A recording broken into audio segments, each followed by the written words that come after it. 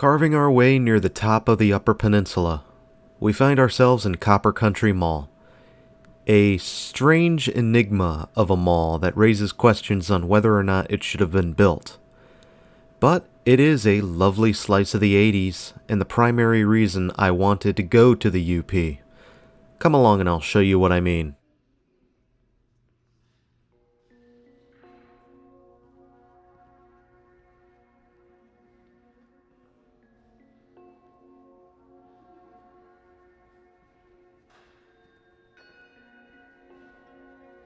Copper Country Mall got its humble beginnings in 1981, opening with roughly 40 tenants and the anchors Kmart, a Spurgeon's department store, and a very small JCPenney. As a sort of junior anchor, the mall also boasted a small two-screen theater. This was a small mall for the small town of Houghton, and aside from taking advantage of the university scene, it didn't seem like it would make sense for Houghton to have a mall, as the area was low income and even straddling the poverty line in some cases as the copper mining in the area began to cease operations.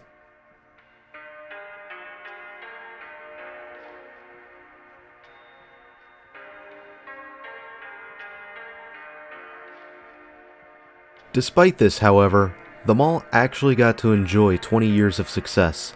The theater would expand from 2 screens to 3 and then to 5.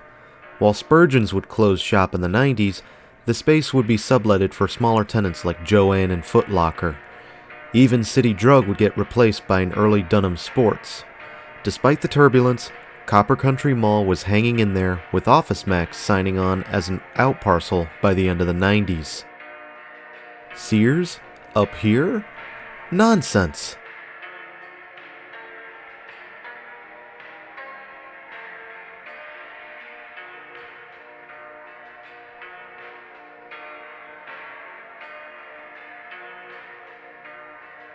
Then 2002 arrived, and with it, the first bankruptcy of Kmart, which would lead to Copper Country's Kmart closing up. This was a serious blow to the mall, and with Walmart coming into the scene, this led to an exodus of tenants in 2004 alone, the most notable of which being Vanity, a Glicks, and Sam Goody. Jo-Ann also departed the mall in 2005. Later that year, though, Steve & Barry's stepped into the Kmart vacancy, reportedly using all 80,000 square feet of the space. This did wind up mitigating further damage to the mall's tenant roster, for a time at least.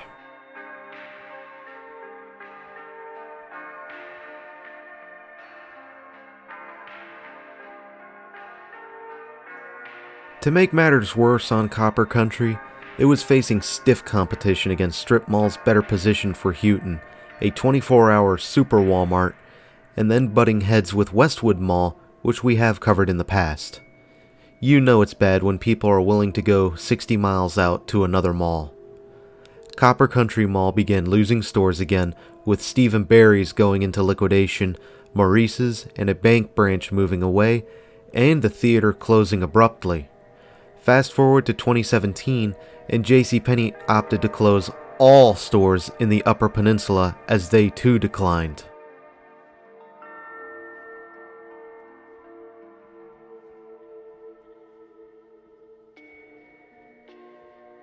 While this would spell the end for most malls, Copper Country Mall seems to have defied the odds. Whoever maintains this mall should be given a raise, as everything still looks well maintained despite being nearly unchanged since the 80s. Part of the mall has been repurposed for college space, while a VR arcade has set up shop. Dunham's still hangs around, and the mall even boasts a small Sears hometown store. Yeah, Sears is here, for now at least. All in all, it seems Copper Country Mall might just have a chance at a second life.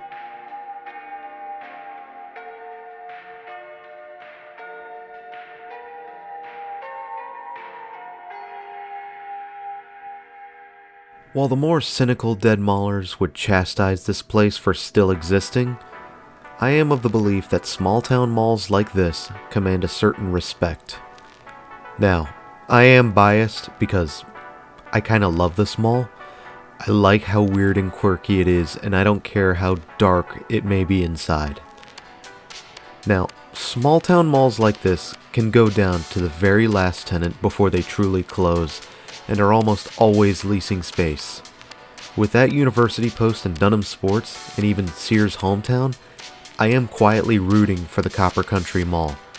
Even the theater was reopened at some point and is continuing operations. As a side note, if you don't know why this area is called the Copper Country, look no further than the Quincy Mine, which is probably one of the biggest copper mines in the US. Copper mining was huge in this area.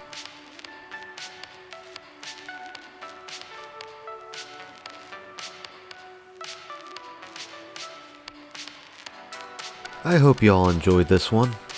It's short, and it is expected with small malls like this, especially up here in the Upper Peninsula.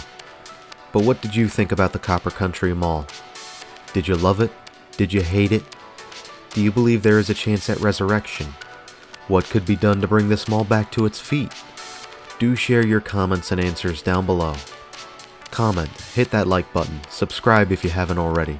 Let's get some eyes on this one, people.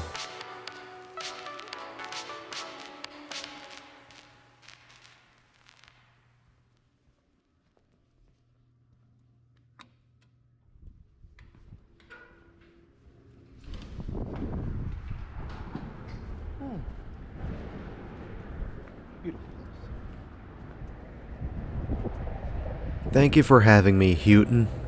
And until next time, this is Doomie Grunt wishing you and the Copper Country Mall farewell and good luck in the future.